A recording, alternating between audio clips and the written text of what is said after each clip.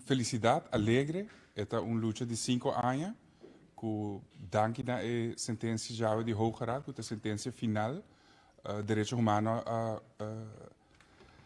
zegevier, a triunfar na Aruba, e assim que nós garantizar que a discriminação contra a comunidade minoritária LGBTQIA+, não vai seguir na Aruba. Em ieder geval, o reconhecimento legal que nossa comissão brinca pena 2019, agora nós logramos.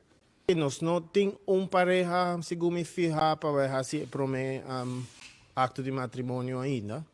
Sei, nós não temos papel de dizer. Mas nós vai fazer algo para comemorar o dia aqui e nos recordar o dia aqui está parte muito importante da nossa história.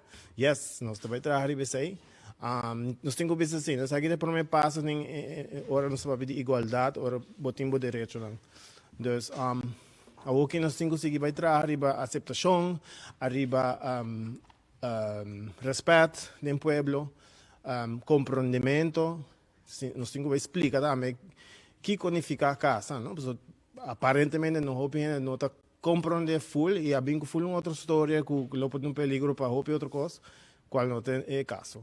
É um caminho largo, mas nós verwachten dia nós começar mais largo, dus we querem um período de 5 anos, um pouquinho menos de 5 anos, não um período demasiado largo para a trajetória legal de nosso país. Pero definitivamente tem hopi contratempo, também hopi sostém, hopi discussão, pero na final do dia o que nós começar a luta pela que a igualdade matrimonial e reconhecimento legal de amor de indivíduo nós logramos agora. De querer o rol de Fundação Orgulho queda como representação de comunidade minoritária. Nós temos basta anos acaba com o processo legal encaminhando seu caminho e a visibilidade que nós estamos boca pela e explicação, educação na comunidade.